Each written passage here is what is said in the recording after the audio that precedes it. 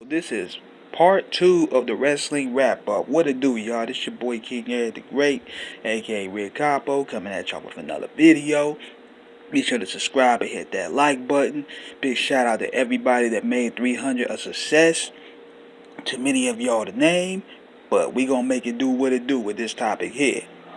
So I want to talk about what went wrong with Bret the Hitman Hart's debut in WCW. A lot of things went wrong with this. First of all, it's clearly from the debut, when he debuted at first on Nitro, that they didn't have no plans for this dude. Basically, what Bischoff wanted to do, they wanted to get Bret just to kick the WWE in the nuts. Because keep in mind, this was their champion. They didn't really have anything planned for Bret. They just wanted to take their champion, so they knew that this would bury WWF. And keep in mind, this could have. Because you had Sting versus Hulk Hogan. The biggest match of 1997 next to Mike Tyson and Holyfield rematch. This was Starrcade even outdid Mania in 97. So, this event, if it popped off like it should have, it would have meant the end of the WWF as we knew it. But instead, everything went backwards. Bret Hart's debut was lukewarm, and they basically killed Sting's momentum on Starrcade. I knew from the week when the NWO caught Sting slipping that automatically the mystique was slowly leaving. Because y'all remember, they did catch Sting slipping. What they should have done was have them jump Sting, and Bret comes out of nowhere and saves Sting.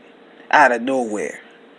That right there would have been like, okay, that would have set the wrestling world on fire. Like, he comes out of nowhere and helps Sting fight off the NWO. Because they wasn't going to put Bret in the NWO anyway. It wouldn't even make no sense. So it would make a lot of sense for him to come out of nowhere, like from the crowd, help Sting, they fight him off, then they have their match at Starrcade. Now, with a matched up, I don't think he should have been wrestling. It depends. He should have wrestled one of the NWO members.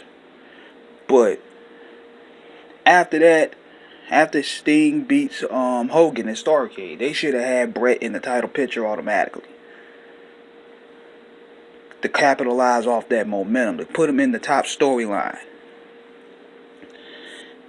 And it would have worked.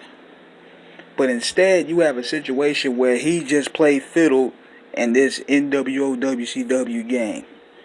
And the angle should have been over maybe about January. But it's hard to say because they made so much money off the NWO angle, man. It was hard to cut that out. If anything, if you look at the numbers, they made more money in 98 off the Wolfpack and the NWO White than any year.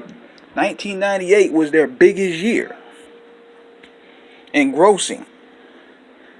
But they handled Bret all wrong, man. And you could tell even Bret didn't even want to be there. His soul wasn't even there. He treated wrestling as a job over there. You could tell he didn't even enjoy it.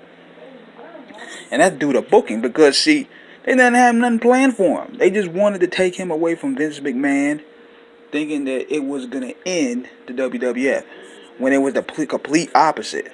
So now you just have Bret stuck in the middle of nowhere. Where you could have just had him in the title picture against Sting. Had him a three-way with Hulk. There's plenty of ways to incorporate this dude into a main story. But putting him in the NWO was dumb.